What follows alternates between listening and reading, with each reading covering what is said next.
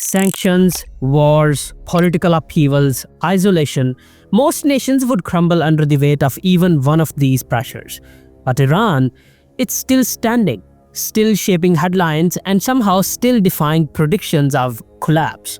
Over the past few decades, Iran has faced a storm that would have flattened many countries. From the devastating 8-year war with Iraq, to waves of punishing international sanctions, to internal political struggles and regional rivalries. The challenges just keep coming. Even today, the country wrestles with economic restrictions, diplomatic standoffs, and unrest at home. Yet, against all odds, Iran endures. Its economy continues to function, its influence in the Middle East remains undeniable, and its people adapt in ways that leave the world guessing. So, what is Iran's secret? How has a nation targeted by so many pressures refused to collapse? In this video, we'll break it down, first by understanding what Iran really is, then by exploring the crisis it's survived, and finally by uncovering the hidden forces that keep it standing tall. Now, what is Iran? Before we can understand how Iran has endured so many storms, we need to grasp what this country actually is, beyond the headlines, beyond the stereotypes. Iran is not just another state on the map, it's a civilization that has borne many names and faces over thousands of years. Known as Persia for much of history, Iran is one of the world's oldest continuous cultures, with roots stretching back to the ancient Achaemenid Empire and the poetry of Hafiz and Rumi. That long memory isn't just a point of pride, it's part of the national DNA, shaping how Iranians see themselves and their place in the world.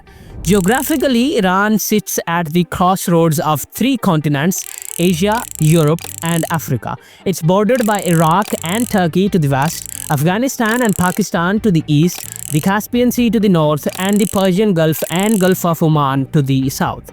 This location has made Iran a bridge for trade, culture, and conquest for millennia. Today, it still commands some of the most strategic real estate on Earth. The Strait of Hormuz, through which a fifth of the world's oil passes, is partly under its watch. Iran is vast, the 17th largest country on the planet, with landscapes that range from snow-capped peaks to endless deserts, fertile plains, and lush forests along the Caspian coast. Its natural wealth is equally impressive. Some of the world's largest reserves of oil and natural gas lie beneath its soil. These resources are both a blessing and a burden, providing revenue and leverage but also drawing foreign intervention and dependency. Then there's Iran's population. More than 88 million people, most of them young. Persian or Farsi is the official language, but dozens of ethnic groups call the country home: Azeris, Kurds, Arabs, Baloch, Turkmen, Lurs, and others. Despite this diversity, a strong Persian cultural core unites much of the society, bound together by shared history, literature, and customs. The family remains the cornerstone of social life, and hospitality is a near-sacred tradition. Visitors often find themselves offered tea, fruit, or an invitation to share a meal, even from strangers. Politically, Iran is unique. Since the 1979 Islamic Revolution, it has been an Islamic republic, a hybrid system blending elements of theocracy and republicanism. At the top sits the supreme leader, the highest religious authority, while elected bodies like the presidency and parliament operate within the framework of Islamic law. This structure, often puzzling to outsiders, reflects Iran's attempt to fuse its religious heritage with modern governance. Culturally, Iran punches far above its weight. Its cinema has won awards at Cannes and the Oscars. Its poets are quoted as readily as philosophers in everyday conversation. Its cuisine, from saffron-infused rice to rich stews and delicate pastries, is a testament to centuries of trade and invention. Even in times of hardship, art and creativity thrive, offering windows into the resilience of its people. Economically, Iran is a mixed picture. Oil and gas dominate exports, but agriculture, manufacturing, and an increasingly savvy tech sector also play significant roles. A youthful population has driven growth in startups and innovation, particularly in fintech and e-commerce, despite limited access to global markets. The rial, Iran's currency, has weathered brutal inflation and sanctions, yet commerce persists in bazaars, shopping centers, and online platforms alike. Religion is central to Iran's identity. About 90% of Iranians are Shia Muslims, making it the world's largest Shia majority nation. This shapes domestic life, politics, and regional alliances, but there are also Sunni Muslims, Christians, Jews, Zoroastrians, and Baha'is, reminders of Iran's pluralistic past. Above all, Iran is a land of contrasts. Modern cities like Tehran, with their traffic-clogged highways and high-rise apartments, sit alongside quiet villages where life hasn't changed much in generations. Technology coexists with tradition, reform debates with conservative ideals. It's a place where history breathes in every courtyard, and yet where ambition for the future never fully dies. Understanding Iran means understanding this mosaic. A country with deep cultural roots, strategic geography, immense resources, and a population that has learned over centuries how to adapt and endure. To understand why Iran's survival is remarkable, we need to look at the waves of upheaval it has endured over the past few decades, and the ones it continues to face right now. Few countries have been tested so relentlessly, from foreign wars to domestic turbulence, from economic strangulation to social unrest. The modern story begins in 1979 with the Islamic Revolution. That year, millions of Iranians rose against the monarchy of Shah Mohammad Reza Pahlavi, overthrowing a regime backed by the United States and replacing it with the Islamic Republic. The revolution was seismic. It ended centuries of royal rule, upended Western alliances, and redrew the country's political and cultural map almost overnight. But the euphoria was short-lived. In the same year, Iranian students seized the US embassy in Tehran, taking 52 diplomats hostage for 444 days. The hostage crisis locked Iran and Washington into a bitter standoff that has lasted to this day. No sooner had the new republic found its footing than it faced an existential threat from abroad. In 1980, Saddam Hussein's Iraq invaded, triggering an 8-year war that would become one of the bloodiest conflicts of the late 20th century. Entire cities were reduced to rubble, chemical weapons scarred battlefields, and hundreds of thousands of Iranians lost their lives. Yet the country did not disintegrate. Instead, it rallied under the banner of resistance, forging a war generation that still shapes Iran's politics and identity. The 1990s brought relative calm but not escape from pressure. Iran was largely isolated from Western markets, its economy constrained by limited investment and sanctions linked to its nuclear ambitions. Tensions flared again in the 2000s, when revelations about Iran's uranium enrichment program sparked international alarm. The United Nations, the United States, and the European Union imposed waves of sanctions targeting banks, oil sales, shipping, and even everyday trade. Inflation soared, the currency plummeted, and living standards fell for millions. In 2015, a glimmer of relief appeared. Iran signed the Joint Comprehensive Plan of Action (JCPOA), commonly called the Nuclear Deal, agreeing to limit its nuclear activities in exchange for sanctions relief. For a brief moment, it seemed Iran might reintegrate with the global economy, but in 2018, the United States withdrew from the accord and reimposed maximum pressure sanctions, cutting off vital oil revenues and choking imports of food, medicine, and industrial parts. Iran's rial went into free fall, and ordinary citizens bore the brunt. Alongside foreign pressures, Iran has grappled with internal shocks. Natural disasters, from earthquakes to droughts, have strained resources. Protests over fuel prices, corruption, and political freedoms have periodically shaken cities. In 2022, the death of Mahsa Amini, a young woman detained for allegedly violating dress codes, ignited nationwide demonstrations demanding reforms and greater rights for women. Security crackdowns followed, deepening rifts between the government government and segments of society. The COVID-19 pandemic hit Iran early and hard, compounding economic misery. Sanctions complicated access to medical supplies, while lockdowns battered small businesses. Even as the virus waned, inflation, unemployment, and housing shortages lingered. Add to this a chronic water crisis. Mismanagement, climate change, and overuse have left reservoirs and rivers depleted, sparking protests in provinces like Khuzestan. Regionally, Iran has remained entangled in high-stakes rivalries. Its support for allies and proxies in Lebanon, Syria, Iraq, and Yemen has drawn confrontation with Saudi Arabia, Israel, and occasionally the US. Drone strikes, cyber attacks, and covert operations have all played out against a backdrop of diplomatic tug-of-war, from cautious rapprochements to sudden escalations. Today, Iran stands at a crossroads. Talks over its nuclear program flicker between hope and collapse. Its economy struggles under one of the heaviest sanction regimes on earth. Youthful populations demand opportunity and freedoms while grappling with rising costs. And climate stresses threaten to undermine agriculture and water security. By any rational measure, this sequence of revolutions, wars, sanctions, disasters, and protests should have broken the country apart. Yet, Iran persists, battered, yes, but unbowed. Understanding how is the key to unlocking the final part of this story, the mechanisms of endurance that keep the nation standing against all odds. Survival in Iran has never been about brute strength alone. It's been a blend of history, culture, pragmatism, and a talent for improvisation that threads through every layer of society.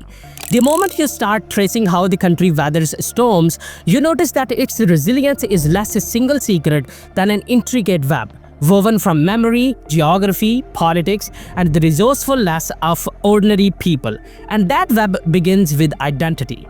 Iranian identity runs deep, and it is remarkably cohesive. For a nation that contains so many ethnicities and dialects, there is an almost instinctive pride in being part of a civilization that predates modern borders. Centuries of literature, art, and shared historical reference points create a glue that keeps the social fabric intact even when politics fray at the edges.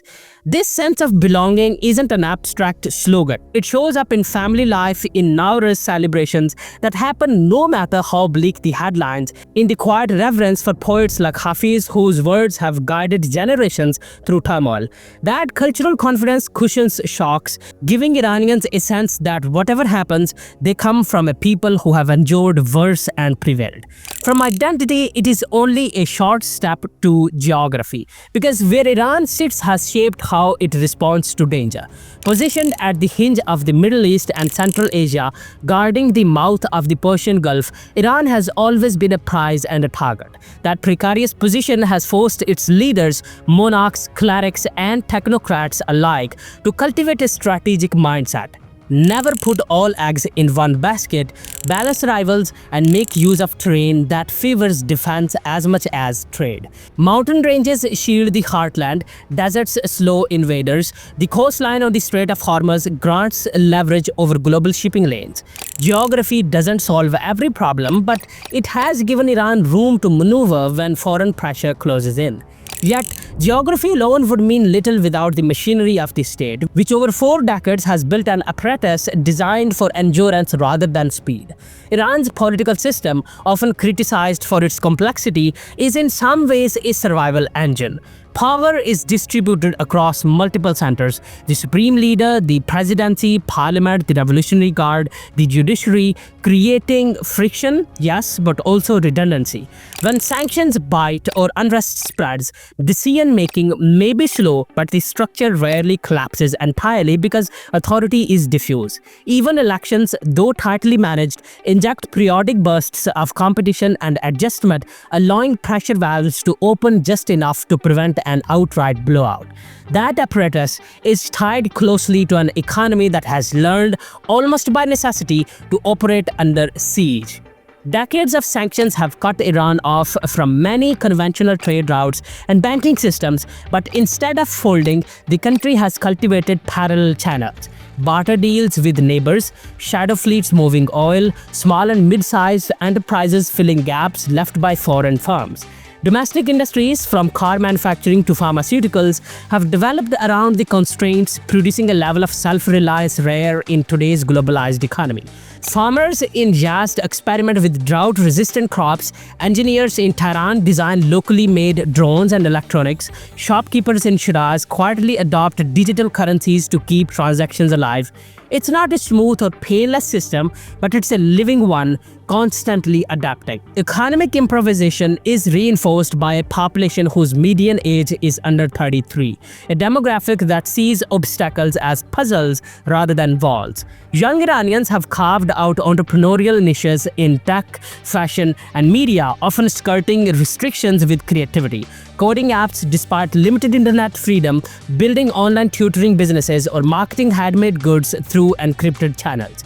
Their drive injects flexibility into a society that could otherwise stagnate under constraints. Even migration patterns play a part. Iranians abroad send remittances, exchange ideas, and create informal bridges between Tehran and the wider world, easing the weight of isolation. But resilience is not just a product of youth or markets. It also lives in the social networks that knit Iranians together. Extended families form safety nets, offering housing, loans, or jobs when the formal economy falters. Neighborhood ties, religious charities, and professional guilds create webs of mutual aid that cushion shocks. After earthquakes or floods, volunteer groups often arrive before officials, organizing food, shelter, and medical help. These horizontal bonds compensate for gaps in state capacity and give people a sense of agency in crisis.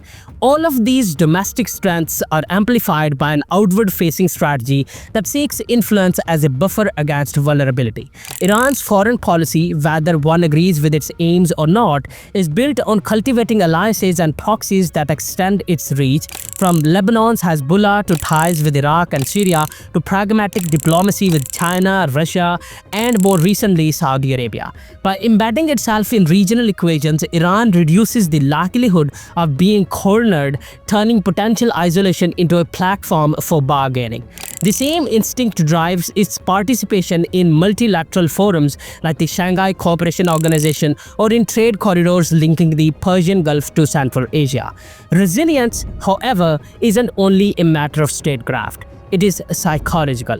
Iranians carry a lived memory of endurance, of rebuilding after bombings in the 1980s, of getting through years of rationing, of making do when medicine or spare parts were scarce. This shared experience shapes a cultural script. When adversity strikes, improvise. Don't panic, look for cracks where light gets in. That mindset explains why, even during currency crashes or protests, daily life persists. Students still crowd libraries, merchants haggle in bazaars, families picnic in parks on weekends. Continuity itself becomes a quiet form of resistance. Linking all these elements is adaptability, a trait visible across scales. The government has periodically adjusted policies, allowing private businesses in the 1990s, experimenting with subsidy reforms in the 2010s, or cautiously engaging in nuclear negotiations when pressure peaked. Civil society adapts too, through art, humor, and coded language that lets people discuss sensitive topics while staying just inside legal limits. Even Iran's infrastructure tells this story. Solar farms sprouting in sun-baked deserts, metro lines expanding in Tehran despite budget woes, historic sites being restored alongside new technology parks. None of this means Iran is unbreakable. Its resilience coexists with fragility, inflation erodes savings, water shortages threaten agriculture, political crackdowns alienate segments of society. Yet paradoxically, acknowledging those weaknesses underscores the scale of what has been achieved so far. The very fact that Iran continues to function, debate, create, and exert influence despite them speaks to a capacity for endurance that goes beyond politics or oil revenues. It is the product of a long civilizational arc, strategic geography, flexible governance, gritty entrepreneurship, and a social ethic of perseverance. In the end, Iran's survival is less about one dramatic secret than about thousands of quiet calculations, adjustments, and acts of resolve, a mosaic built from history and habit, and unity and stubbornness. Every time the country is written off as an on the brink, it seems to draw on that reservoir of memory and invention, patching together new solutions, rediscovering old strengths, and once again standing up when gravity suggests it should fall.